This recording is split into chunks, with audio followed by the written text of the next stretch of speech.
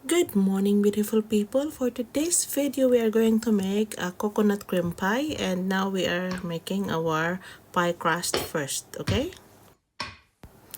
Kung hindi nyo pa na-subscribe ang aking channel, please consider subscribing. So thank you for watching. Going to this one.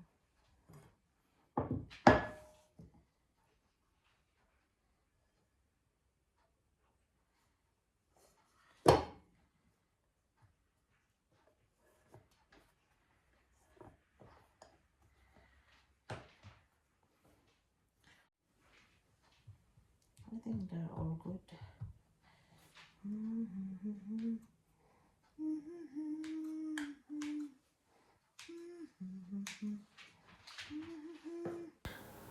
Nagham-haming lang si Inday. Para malingaw guys ba, yung anak magandang magluto ta, na magandang mga usahay mo kanta tagamay, usahay maghaming lang ta ng This is a big pie. Coconut cream pie. Very good. So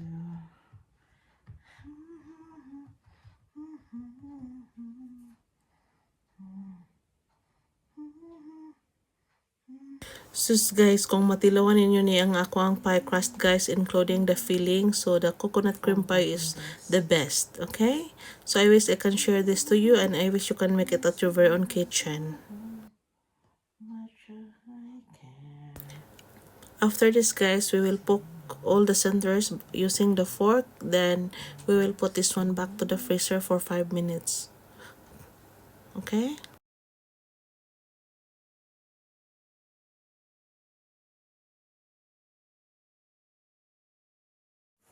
And we will brush with egg, then yes, this is pie crust out from the scratch.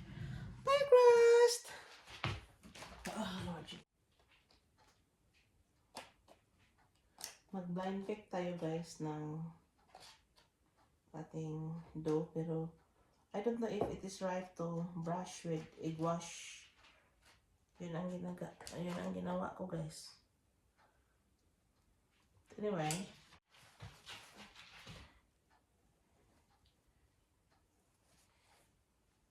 I just have to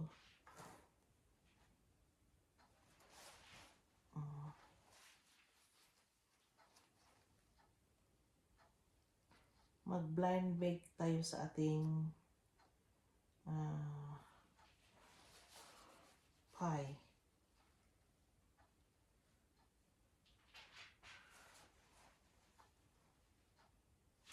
Tapos lagyan ko siya, I will sprinkle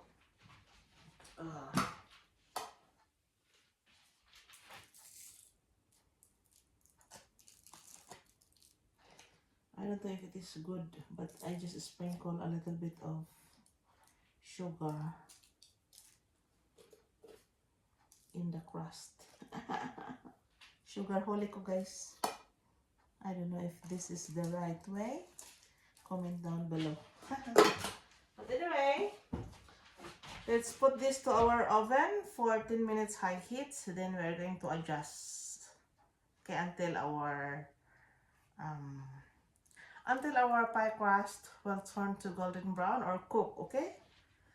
I put red bean.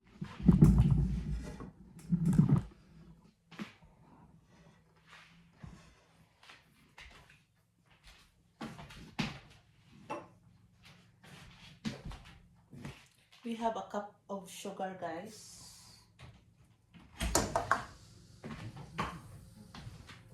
We will add unsweetened coconut milk. This is 2 cups. And this is our half, or it's not half. This is 1.5 cup of light milk and half cup of cream.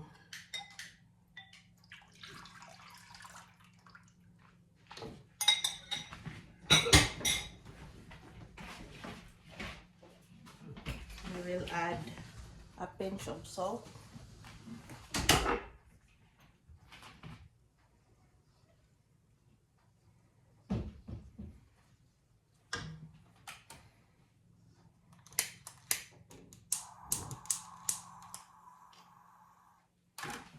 So low medium heat lang guys.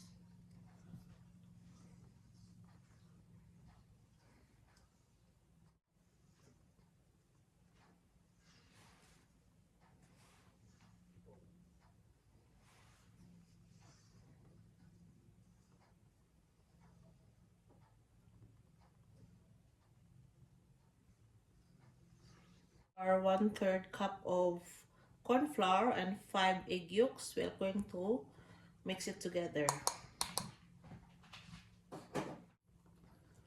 Ang ating yolk at saka corn flour. That's our egg yolk and corn flour.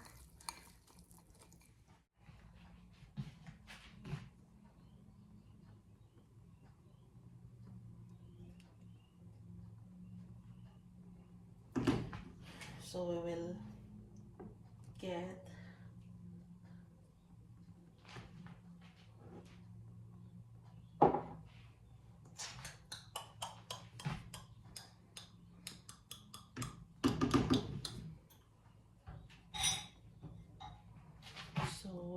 get a cup.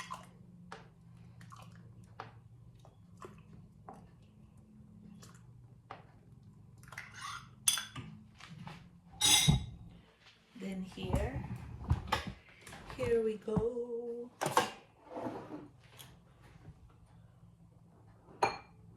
We will slowly adding to our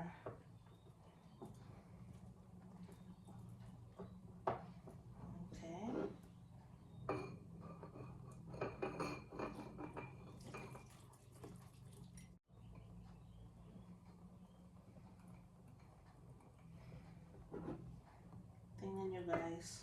Ito siya. Ito ang ating egg mixtures. Then we are going to we will add this one guys to our cream.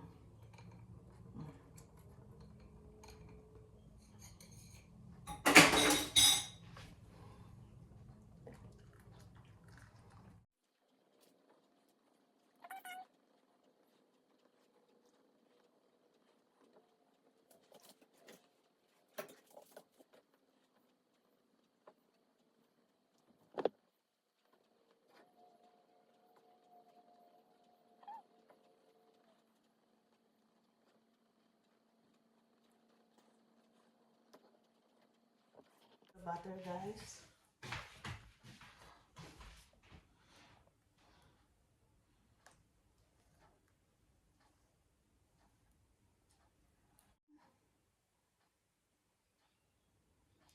A teaspoon of vanilla.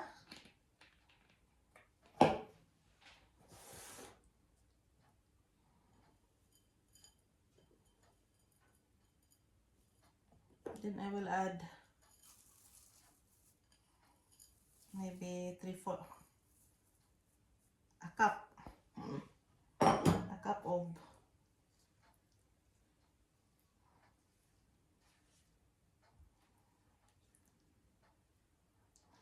that's a cup of shredded coconut.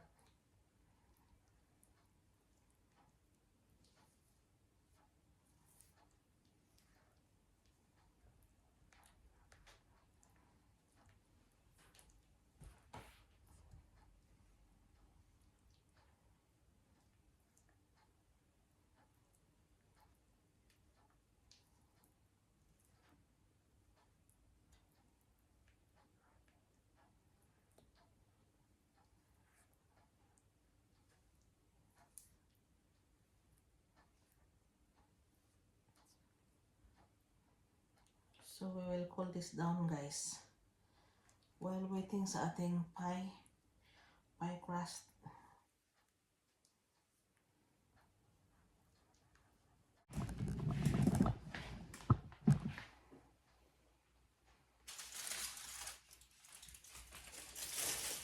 Natin siya lagyan ng ating filling. Look at this, so beautiful homemade pie crust. Look at in the bottom. Beautiful.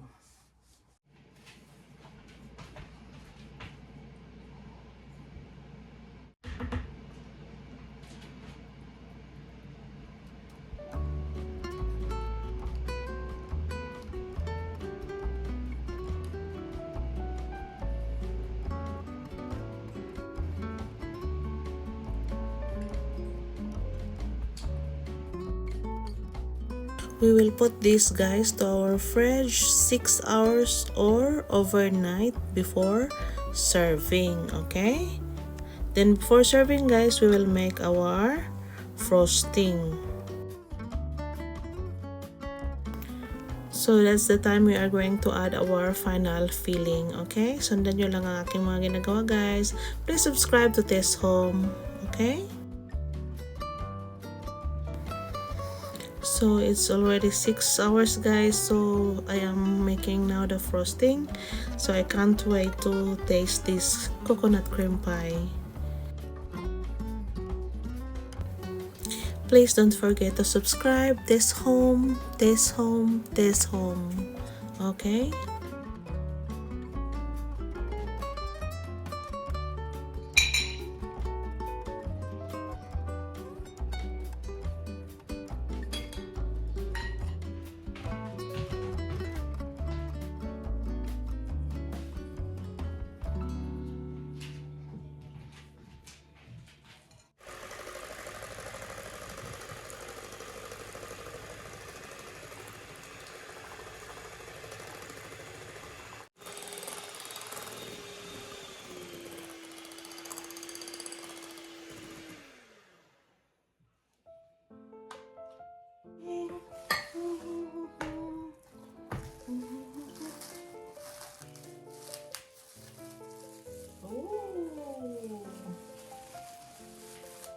Our cream pie, our frosting.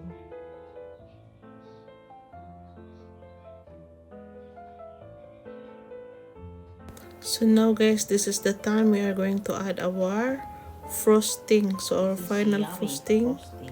So yes, I can't wait. Please don't forget to subscribe. Tess Home, Tess Home, Tess Home. To all my subscribers and my supporters, thank you very much from the bottom of my heart. Thank you, thank you, thank you.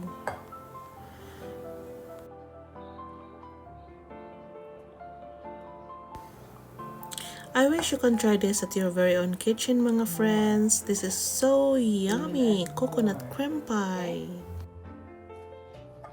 We will add more of our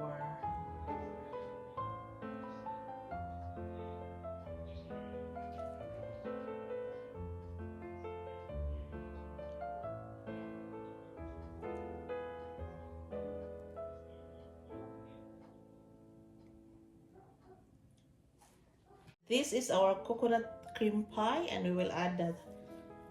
We will sprinkle the toasted shredded coconut.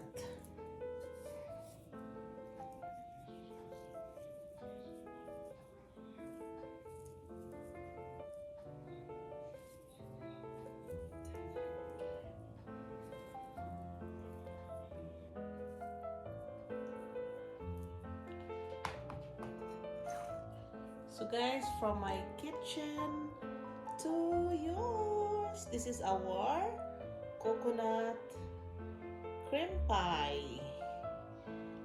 So thank you for watching, everybody, and I hope you learned something out of my preparation, and I hope you can try this at your very own kitchen. I will link my recipe down below in my description box. So please don't forget to subscribe and share. This is Tess Home. Thank you for watching coconut cream pie. Coconut cream pie. I totally can't wait to taste this very yummy coconut cream pie. So mga friends, I hope you can make this at your very own kitchen, and please don't forget to subscribe to my channel. So thank you very much for watching.